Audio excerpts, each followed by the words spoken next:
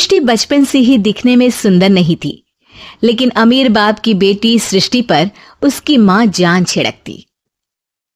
मेरी बेटी कितनी प्यारी है, भगवान सबको सृष्टि जैसी बेटी दे।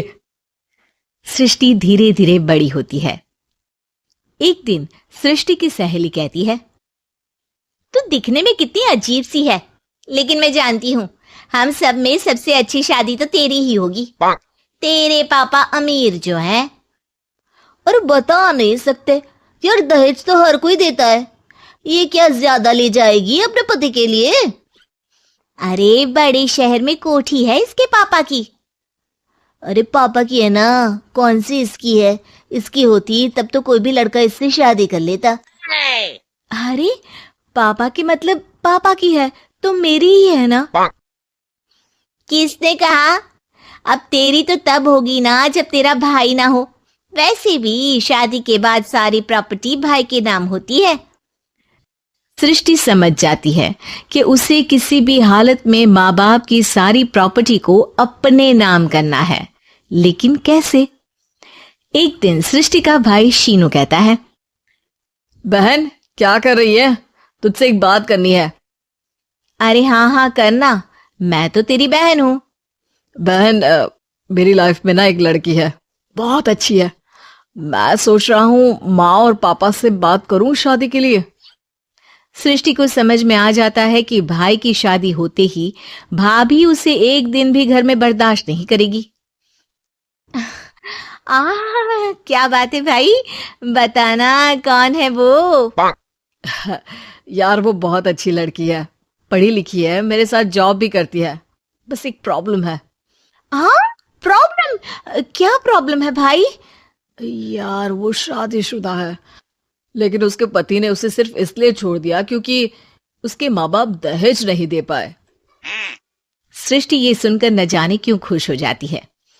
अरे भाई तो क्या हुआ, लड़की तुझे तो पसंद है ना? शीनू को लगता है कि बहन उसे समझ रही है। वो इस बात से अनजान होता है कि उसकी बहन की मंशा पूरा घर हड़पने की है। सृष्टि अपनी माँ से कहती है, मम्मी मुझे तो बहुत चिंता है, पता है शीनू क्या कर रहा है? अरे क्या कर रहा है, वो तो काम पर जाता है और वापस घर आता है। नहीं ना माँ, वो यही तो नहीं कर रहा, बाकी सब कर रहा है। आपको पता है उससे प्यार है, और वो भी एक शादीशुदा लड़की से। ये क्या हो गया, मैं सोसाइटी में क्या मुंह दिखाऊंगी?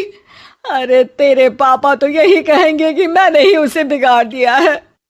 माँ देखो, मेरी बात मानो, पापा पर भी विश्वास करने की जरूरत नहीं है। अब आप ही बताओ, पापा इतनी देर घर के बाहर रहते हैं क्यों, बोलो? अरे बेटा वो तो नौकरी करते हैं ना। तू बहुत भोली है माँ, पापा का ऑफिस तो 7 बजे खत्म हो जाता है, लेकिन देखो कितनी देर से आते हैं। अरे नहीं नहीं बेटा, ऐसी कोई बात नहीं है। सृष्टि माँ को एक औरत से बात करते पिता की फोटो दिखाती है। देखो माँ कैसे हैं पापा, मैं ना कहती थी कि पापा सही नहीं है। मैं तेरे पापा से बात करूंगी, दे फोटो मुझे। ओ माँ, वो तो डिलीट हो गई।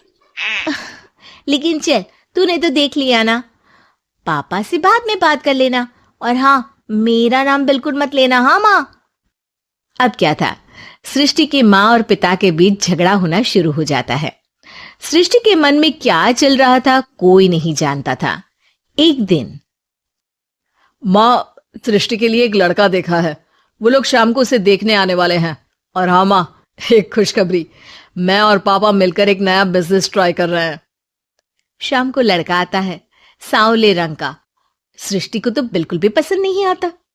लड़की की माँ कहती है, लड़की का चेहरा तो कोई खास नहीं, लेकिन अगर मेरे बेटे को आप लोग सेटल कर दें तो मैं उसकी शादी आपकी बेटी से करवा दूं। सृष्टि को लड़का बिल्कुल पसंद नहीं था। उसे भाई पर गुस्सा आ जाता है।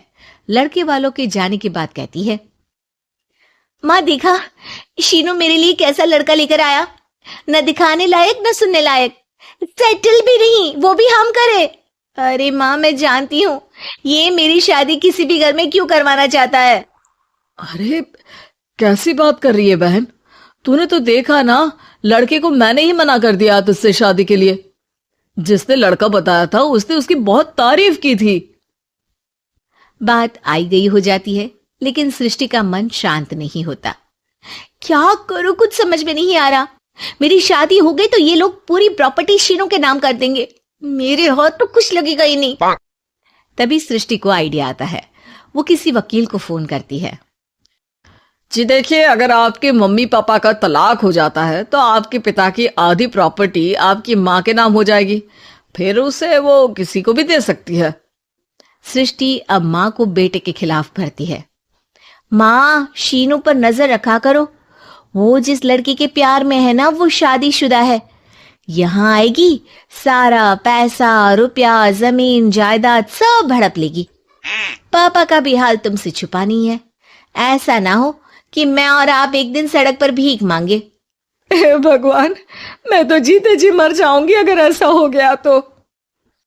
ऐसा हो गया नहीं माँ, ऐसा ही होगा। अभी समय है, आगे का सोच लो। मैं तो कहती हूँ पापा से आधी प्रॉपर्टी लेकर अलग हो जाओ। पापा की आधी प्रॉपर्टी भी हम लोगों को अगर मिल जाती है ना, तो अगले 7 जन्म सफल समझो। बेचारी माँ बेटी के कहने पर पति से तलाक लेकर अलग हो जाती है। सृष्टि अब पैसों से गाड़ी और अपने दूसरे महंगे शौक पूरे करने लगी।